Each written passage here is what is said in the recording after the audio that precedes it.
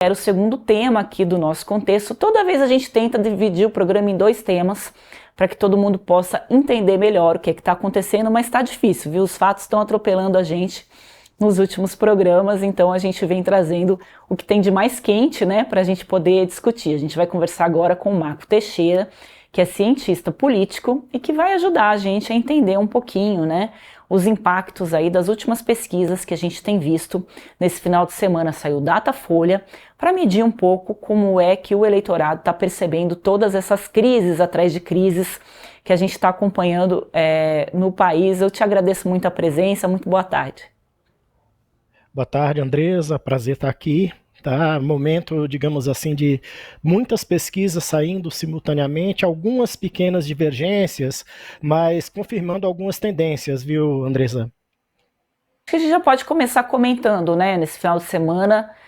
Mostrou até que é um país um pouco dividido, né, em algumas questões, né? Se puder fazer um apanhado geral, acho que a gente tem também a produção acho que preparou uma artezinha aí com as pesquisas. Eu não sei, produção, se isso está pronto ou não, mas eu queria te ouvir um pouquinho já sobre esse apanhado geral das pesquisas, principalmente do final de semana, do Datafolha, que está mais quentinha.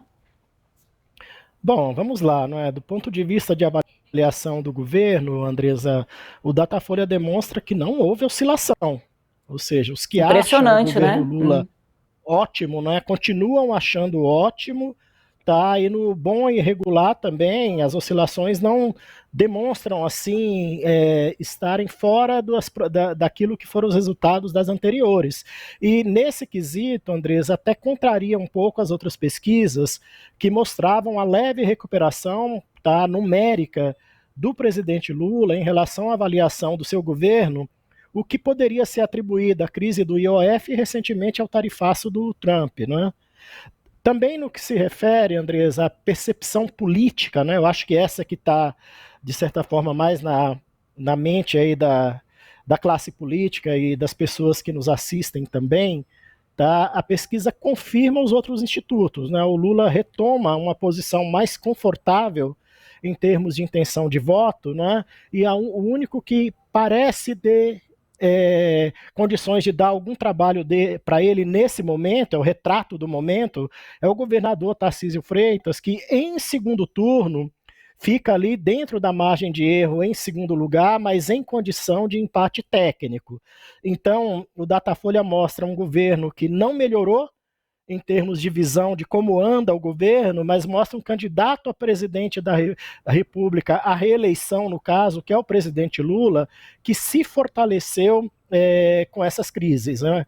No mais, são perguntas acerca se o Bolsonaro vai ser preso ou não vai ser preso, tá? Se ele merece ou não merece, se o presidente representa ou não representa bem o país. Acho que são questões aí que, de certa forma, são muito específicas do momento, mas que, como você bem disse, mostra bem a divisão do país. Talvez o dado que eu acharia mais importante é aquele que mais de 60% dos brasileiros são contra a anistia. Eu acho que esse é o ponto que, de certa forma, pega mais hoje os bolsonaristas e que nós vamos sentir o termômetro no retorno do segundo semestre do Legislativo ainda essa semana, Andressa. Pois e tem uma questão que me chamou a atenção nessa pesquisa do Datafolha que eu não entendi. Vou até procurar o pessoal do Datafolha para saber por que é que eles colocaram o nome do Bolsonaro, né? Para fazer essa pesquisa eleitoral de 2026, tem um cenário, né, que é Lula e Bolsonaro, sendo que o Bolsonaro está inelegível. Aí teve muita gente que reclamou que o Eduardo Leite, né, que é o governador do Rio Grande do Sul, e eu acho que o Ratinho também não foram testados nas pesquisas. Então não tem muito sentido, né, Marcos, colocar uma pesquisa com o É, Bolsonaro, sendo que ele está inelegível, né? Ali é levantar a bola exato, para o Lula, né? exato. E essa é uma queixa, Andresa, que vem sendo feita a todos os institutos de pesquisa, tá? Desde que o Bolsonaro tornou-se inelegível, que foi ano passado, naquele famoso assunto da reunião com os embaixadores, né? O nome dele vem sendo mantido, né? Aí no teste de percepção do eleitorado, né? Mais de um ano antes da eleição, né? Agora, o nome do Eduardo Leite é sabidamente o nome de um pré-candidato E o Ratinho Júnior, Andresa, em alguns institutos, ele demonstra uma viabilidade em termos de segundo turno, né, até maior do que outros nomes que aí estão colocados, tá? E ele não aparece, né, nessa pesquisa do Datafolha, Exato. não aparece. É Não, ele claro, aparece. diga. Eu acho que o Ratinho Júnior aparece, assim, não? Tem dois que não aparecem. Eu vou pedir para a produção dar uma olhadinha, por favor. Acho que Socorre a um é o gente Eduardo aqui. Leite. Um é o Leite, com certeza. Tem um outro também que não aparece aí na pesquisa. É claro, o Bolsonaro hoje, ele é um nome muito forte ainda eleitoralmente, embora seja impossível, né, que a cassação dele pelo Tribunal Superior Eleitoral seja revertida.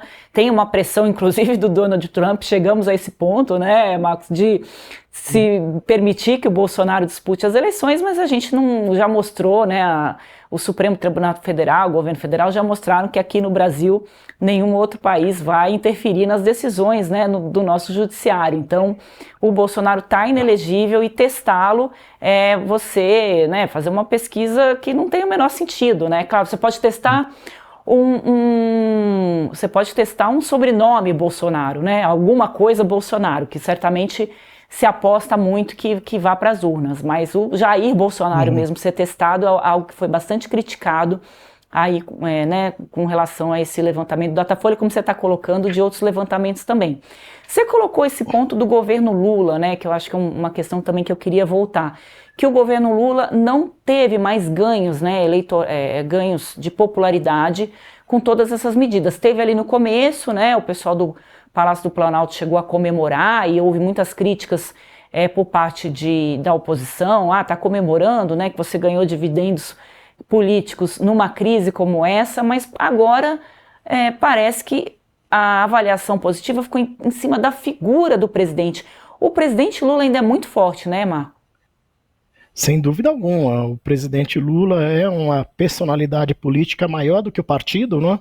Hoje, o Partido dos Trabalhadores depende fundamentalmente da existência física do Lula e é maior também do que seu próprio governo.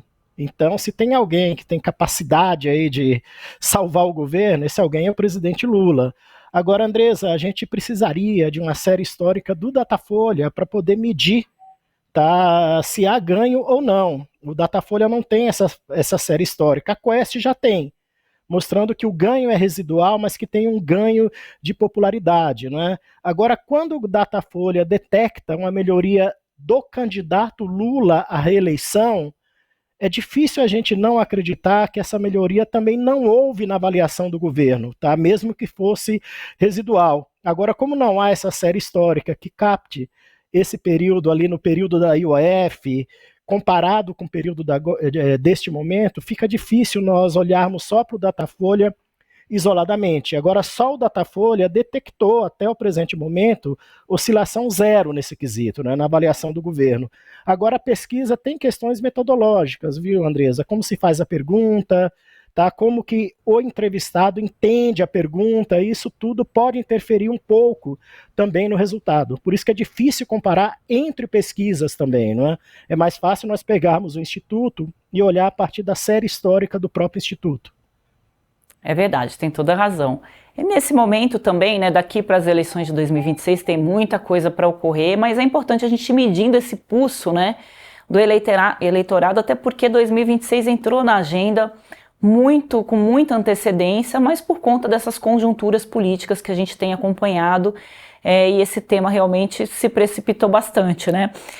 Quem não está na pesquisa também é o Ciro Gomes, né? O Eduardo Leite e o Ciro Gomes. O Ciro Gomes já disse que não vai ser mais candidato à presidência da República, mas não está inelegível e é sempre um nome, né? Colocado aí para as eleições. Então teve muita grita, assim, o Roberto Freire, que ela fez um post, né, aqui dizendo isso, né? Intencionalmente, o Datafolha exclui de suas pesquisas os nomes do Eduardo Leite e Ciro Gomes, os dois únicos candidatos que são independentes da polarização lulista, com seu candidato único, o próprio Lula, e todos os candidatos bolsonaristas, inclusive Jair Bolsonaro, inelegível. Estranho, inexplicável, e não é a primeira vez. Então, são questões aí que foram bastante colocadas por quem está analisando as pesquisas. E o nosso candidato, né, deu uma caída aí, caiu aí da tela, mas a gente está tentando voltar. Enquanto isso, eu vou continuando aqui analisando com vocês esse assunto, porque a pesquisa eleitoral é muito importante até para a gente poder entender esses movimentos da política. Então, por que o União Brasil está falando em tirar 3 ministros da esplanada dos ministérios? E como eu disse, é algo surpreendente, né, que o Centrão esteja devolvendo aí ministérios. Porque eles estão de olho nas pesquisas, eles fizeram uma federação com o PP, que é o Partido Progressista. O PP é um partido de oposição ao governo Lula, um dos partidos, né, junto com o PL do Bolsonaro, o partido que faz mais oposição ao governo Lula. E eles já sinalizaram que eles vão caminhar para uma candidatura de oposição, possivelmente do Tarcísio de Freitas. Então eles já estão antecipando essa saída do governo, porque eleitoralmente eles acham que vão ganhar mais louros ali já saindo do governo do que permanecendo ali no cargo. E o Lula pediu a eles que ou me apoiem 100% ou também avaliem a saída de vocês do governo. Então o Marcos Teixeira já está com a gente de novo?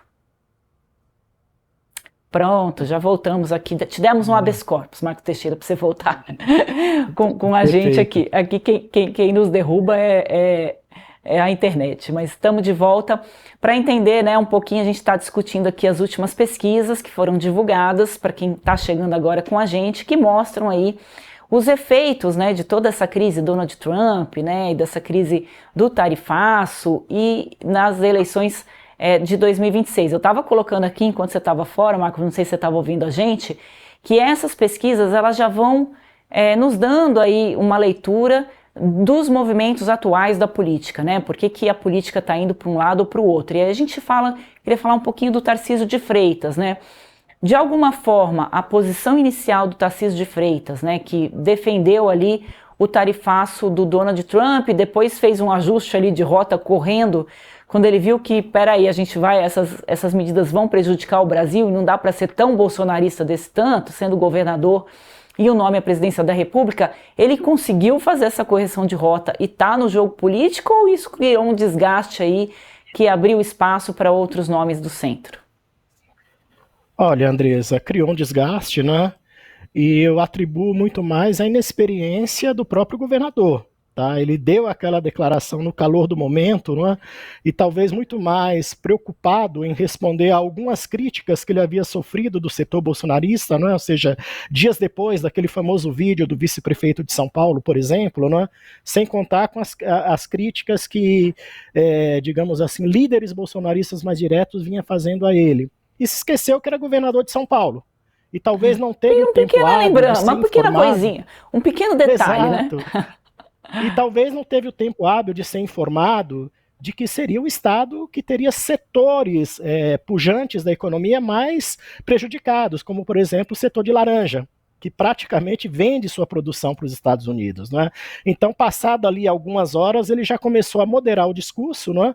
Sem deixar de criticar o governo, mas também dirigindo as críticas à forma como Donald Trump tomou aquela decisão, não é? Agora, obviamente, que a partir do momento que ele moderou, ele comprou uma briga pesada, que foi com Eduardo Bolsonaro, que passou direto dos Estados Unidos, a fustigar o governador Tarcísio Freitas, a ponto de ter havido ali uma espécie de operação apaga-incêndio para que os dois conversassem e as coisas se apaziguassem novamente. Mas aí o discurso estava já circulando no mundo todo, tem aquela velha história, não é? O print é eterno, né? A internet é eterno, né? Ou seja, o boné do MAGA não se apaga. E depois veio aquilo que eu não entendi quase nada, que é aquela nota, né, do dia da tornozeleira, criticando as urnas eletrônicas, né? Criticando o sistema eleitoral. Algo que o próprio Tarcísio tinha elogiado meses antes, tá? Inclusive publicamente, né? A impressão que eu tenho é que aquela nota parecia mais um discurso do Eduardo Bolsonaro do que uma nota emitida pelo próprio governador do estado. Tá? Sofreu novamente um pequeno desgaste ontem, não é? Porque não pôde comparecer ao ato pró-Bolsonaro em razão de problemas de saúde, então ele vai viver agora por algum tempo pisando em ovos, ou seja, não vai ter a confiança total do bolsonarista raiz, e foi esse bolsonarista raiz que saiu fortalecido dos atos de ontem, não é? E ao mesmo tempo também, sem a confiança do bolsonarismo raiz, ele não tem um bom ponto de partida à sucessão presidencial. Eu te responderia dizendo o seguinte: Tarcísio agora está mais próximo da reeleição para o governo do Estado de São Paulo do que do Palácio do Planalto, Andresa. Concordo contigo, a gente vê que o Tarcísio está perdendo, né? Talvez tenha sentado na cadeira um pouco antes, né, Marco Teixeira, como a gente já viu na história política, isso não Exato. funciona, né? Foi o Fernando Henrique, né, que foi sentar na cadeira prefeito de São Paulo e acabou se deixando fotografar naquela situação e todo mundo, né, sabe que aconteceu com ele, perdeu a eleição ali, né, na reta final. Depois o Jânio Quadros, que acabou sendo eleito, foi lá, não é, com inseticida, não é? Botando na cadeira, nádegas indevidas haviam sentado naquele lugar, não é? Ou seja, a história está aí, não perdoa. Era o tempo que a gente se divertia com a política e não chorava tanto, né, como ocorre hoje, né? Aliás, tem muitas histórias que a gente pode, um dia que a política tiver um pouco mais calma e der esse tempo pra gente, Marco Teixeira, dessa questão de sucessão também, de um para o outro aí, Perfeito. Que já teve gente que já deixou até fezes ali para o seu sucessor, quando chegasse no gabinete, encontrasse cenas assim, não muito agradáveis ali, essas brincadeiras deprimentes da política, mas até que comparada a hoje seria até mais leve do que o que a gente está assistindo, né, hoje em dia. E por conta disso que o Marco Teixeira falou, muito bem colocado, né, eu também tenho percebido que o Tarcísio de Freitas hoje tem mais garantida a reeleição do que a presidência da República em 2026, porque tem dois fatores aí também, viu, Marco? O Centrão não confia no Tarcísio. Acha que o Tarcísio é muito ele, é como se fosse a Dilma também, que era muito ela, e numa presidência da República não vai fazer esses acordos políticos com o Centrão, como se esperaria aí de um outro nome do centro. Então, ele tem, assim, ele é um nome ali do centro, porque é o nome que tem mais chances eleitorais até agora, por mais que a gente esteja colocando todas essas ressalvas, mas também não é uma pessoa que agrade muito ali. Então, por isso que a gente está ouvindo muito falar do Ratinho Júnior como um eventual nome aí, né, da direita, da centro-direita, para as eleições, e a extrema-direita viria aí com alguém do sobrenome Bolsonaro para poder ocupar esse papel. Queria ver se você concorda com isso, que tem uma bolha que concorda com a postura do Eduardo Bolsonaro de que tem que vir mesmo nos Estados Unidos para tentar colocar a casa em ordem aqui no Brasil. É isso que essa turma pensa, né? E que ele não está sozinho nisso. Você tem um grupo pequeno, mas é um grupo que pode definir a eleição, até porque as últimas eleições presidenciais no país, se a gente for analisar a distância, né, entre o primeiro e o segundo colocado, foi bastante curta, né, foram poucos votos, não teve ninguém que foi eleito com uma grande diferença para o segundo colocado, então esses pequenos grupos fazem a diferença ali na eleição, e que tem um grupo sim para esse discurso de intervencionismo de um outro país aqui dentro. Perfeito, não, você está corretíssima, eu penso da mesma forma, não é? Tem um grupo, Andresa, que hoje entrou, digamos assim, muito fortemente no discurso do Eduardo Bolsonaro, ou seja, o que nos resta é essa alternativa. Então vamos para cima, tá? E vamos ver no que dá.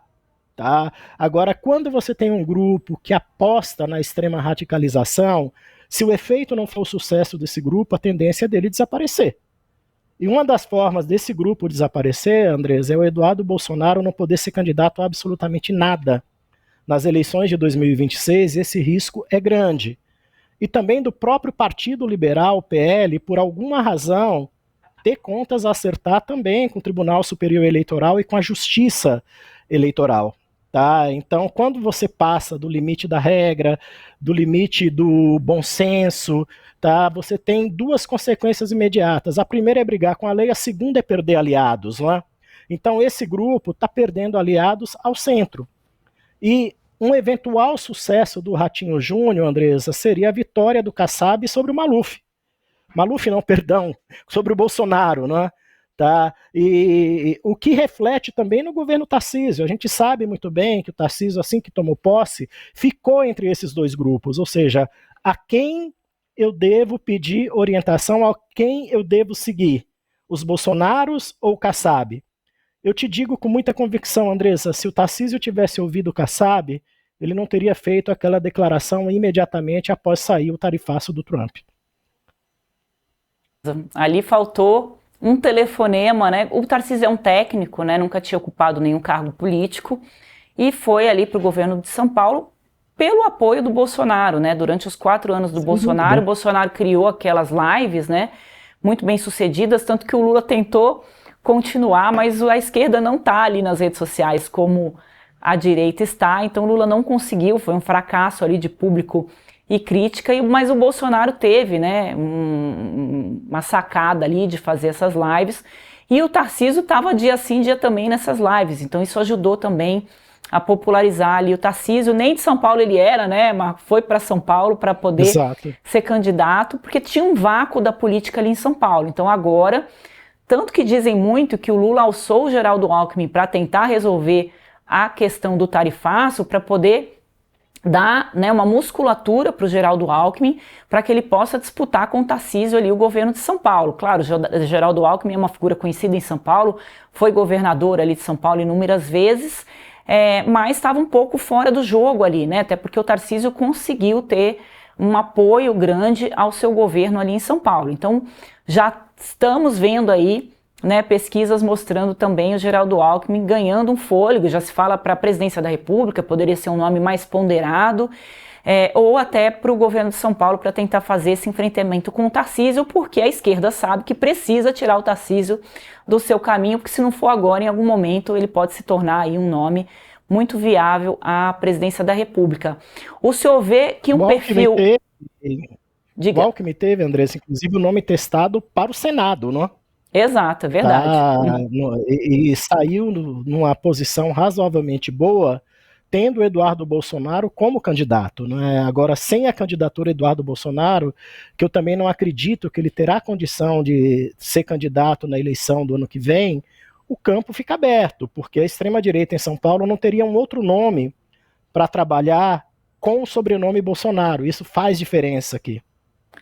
Tem razão, eu concordo contigo e acho que o caminho que você colocou é o caminho que vai vir ali do Supremo, do TSE. O Eduardo Bolsonaro vai se dar um jeito dele ficar inelegível, não que vai se dar um jeito porque, sem motivos, né? A gente está vendo que o Eduardo Bolsonaro todo dia dá um pouquinho de motivo ao ir para um outro país, né? Tentar jogar um país contra o outro, conspirar contra o Brasil, ele está dando motivos ali para se tornar inelegível.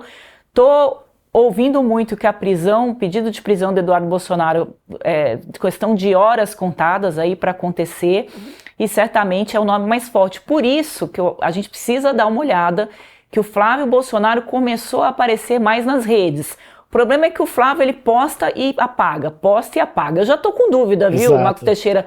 Tirando que a direita é difícil da gente entender, porque às vezes eles fazem movimentos para confundir, se esse posta e apaga não é de propósito, porque não dá para a gente ler a direita com a lente que a gente está acostumado a ler a política. A direita, ela faz umas coisas esquisitas ali que, na verdade, eles tinham interesse, né, em fazer alguma polêmica, alguma coisa ali. Então, quando ele posta e apaga, não deixa de ser uma polêmica que ele cria, porque todo mundo vai comentar do post que ele apagou. Então, se comenta disso. E ele colocou uns posts mais moderados ali, falou que o Trump tinha que recuar na tarifa. Então, não se surpreendam, eu fui fazer o meu mestrado sobre isso, mergulhei ali, viu Marco, para tentar entender como que a gente pode traduzir a direita, a extrema-direita principalmente, essa direita nova aí, principalmente o Donald Trump, porque não é fácil, quanto mais polêmica, melhor para eles. Então, eles não estão nem aí se o que eles estão falando polemiza ou não, porque faz parte de uma tática política, né? Então, acho que isso que a esquerda não percebeu. Querer dialogar com a direita por meios diplomáticos não vai ser o caminho